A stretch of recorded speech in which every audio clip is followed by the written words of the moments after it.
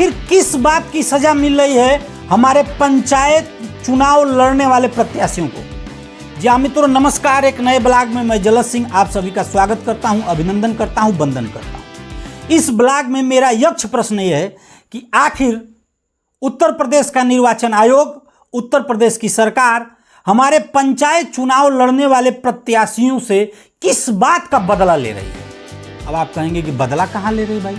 मैं बिल्कुल कहूंगा बदला ले रही है। अब आप कहेंगे कैसे? मेरा यक्ष प्रश्न है और मैं प्रश्न कर रहा हूं।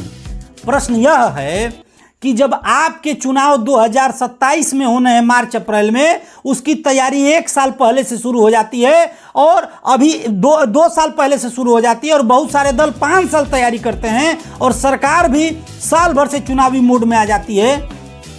और अब मई में कार्यकाल प्रधानों का खत्म हो रहा था, तो क्या पंचायत चुनाव कराने के लिए आपके पास जो है नीति निर्धारण नहीं है?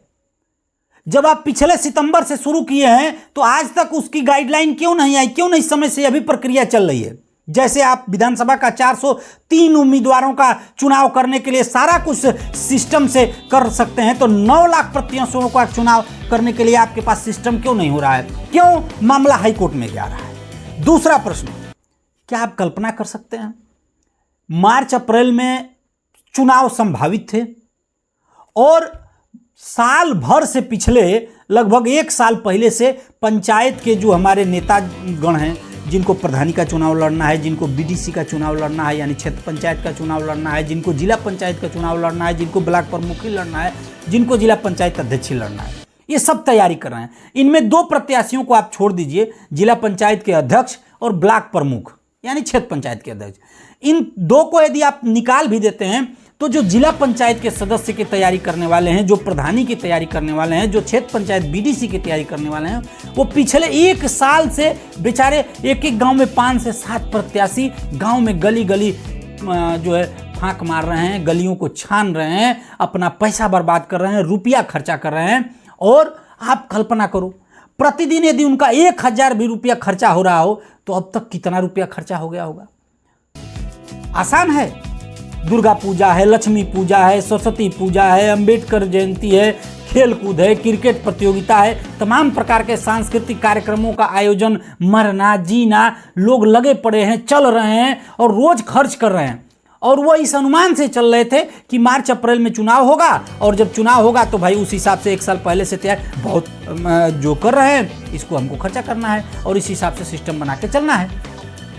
मैं बहुत सारे ऐसे प्रत्याशी होंगे जो 5 साल मेहनत कर रहे होंगे। मैं उनके काम पे, उनकी मेहनत पे मैं प्रश्न नहीं उठा रहा। मैं एक मोटी आकलन कर रहा हूँ। यदि 365 दिन का ही आप लीजिए तो एक प्रत्याशी के कम से कम 5 से 7 लाख रुपए खर्च हो गए हैं। एक गांव में जो है यदि आप 10-10 लाख रुपया भी जोड़िए तो उत्तर प्रदेश के गाँवों की संख्या जोड़ लीजिए और उसमें 10 लाख का गुणा कर दीजिए केवल।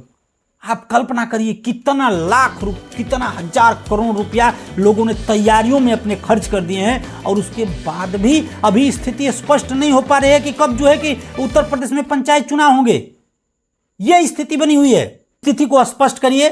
पंचायत चुनाव लड़ने वाले प्रत्याशियों ने कोई अपराध नहीं किया है। लोकतंत्र में जैसे आप लोग विधानसभा लोकसभा का चुनाव लड़ते हैं, वैसे भी यह लोग जो है गांव का चुनाव लड़ रहे हैं। इन्होंने कोई अपराध नहीं किया है कि इनको आपराधिक तरीके से पेश किया जाए। जल्दी से जल्दी जो है चुनाव की तिथियां घोषित हों, एक गाइडलाइन घोषित हो। मिलते हैं नेक्स्ट वीडियो में, तब तक के लिए नमस्कार, प्रणाम।